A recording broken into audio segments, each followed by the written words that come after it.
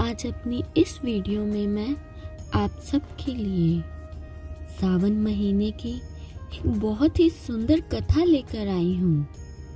तो आइए शुरू करते हैं।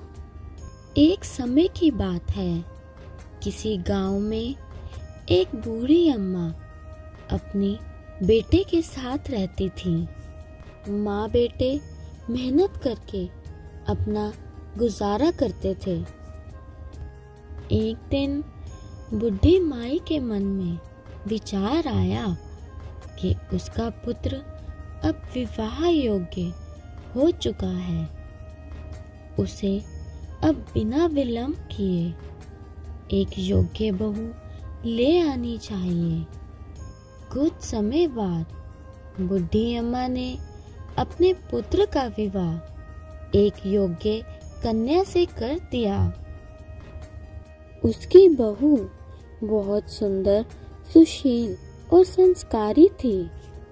वह रोज सुबह जल्दी उठकर घर का सारा काम खत्म कर भगवान शिव की घर पर आराधना करती थी। विवाह के कुछ समय बाद सावन का महीना आया। बुढ़ी अम्मा की बहू भोलेनाथ की अनन्य भक्त थी। उसके मन में विचार आया कि वह मंदिर में जाकर भगवान भोलेनाथ को जल अर्पित करे। और वह अपनी सास से बोली, माता जी, सावन का महीना शुरू हो चुका है।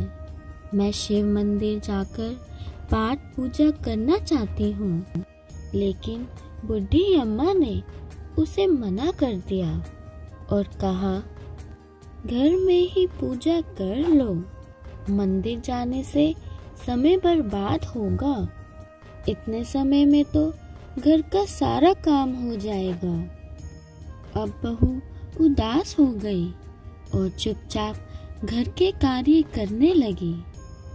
अगले दिन बहू कुएं से जल लाने जा रही थी। रास्ते में उसने देखा दो लड़कियां पूजा की थाली लिए मंदिर की ओर जा रही थी। उसने उन्हें रोका और पूछा, अरे तुम सब कहाँ जा रही हो? लड़कियां बोली, हम शिव जी की आराधना करने मंदिर जा रहे हैं। उन्होंने उसे भी साथ चलने को कहा। अब बहू ने उदास मन से कहा, मेरी सास ने मुझे मना किया है। तब लड़कियां बोली, आप रोज इसी समय पानी भरने आया करो और हमारे साथ मंदिर चला करो। यह सुनकर वह खुश हुई और रोज उनके साथ मंदिर जाने लगी, जहाँ वो रोज भक्ति भाव से पूजा करती और भोलेनाथ से कहती, मैंने अपनी सास से यह बात छुपाई है, इसके लिए आप मुझे क्षमा कर दीजिएगा।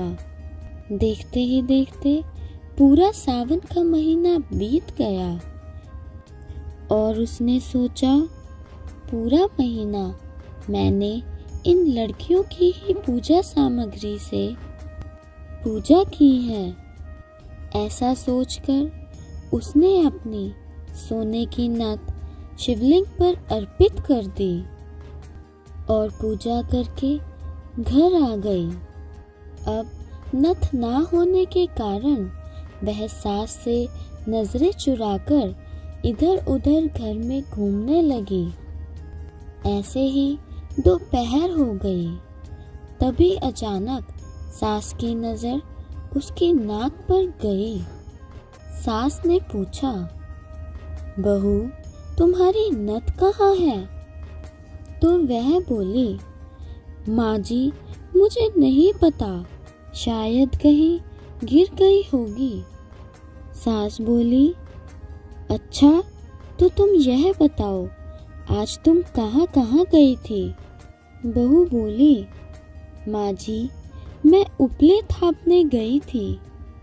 इस पर सास ने कहा, तो चलो वहीं चलकर देखते हैं। अब दोनों ने उपले तोड़ना शुरू किया।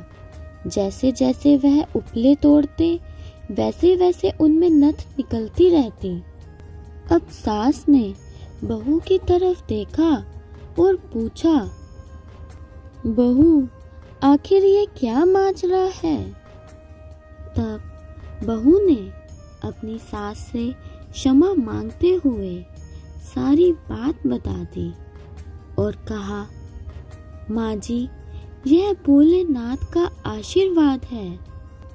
आज मैंने सावन की समाप्ति पर उन्हें अपनी नथ अर्पित की थी और उन्होंने मुझे मेरी एक नथ के बदले इतनी सारी नथ वापस कर दी। सास बहू की बात सुनकर बहुत खुश हुई और कहा, सावन महीने में जप और स्नान का इतना महत्व है, तो अगले साल हम दोनों मिलकर सावन के महीने में शिवलिंग पर जल चढ़ाएंगे और पूजा पाठ करेंगे। अगला सावन का माह आने पर दोनों सास बहू ने नियम से सावन का स्नान किया, पूजा पाठ जप तप किया। भगवान भोलेनाथ की कृपा से बुढ़ी अम्मा का घर अन्न धन के भंडार से भर गया और बहू को पुत्र धन की प्राप्ति हुई।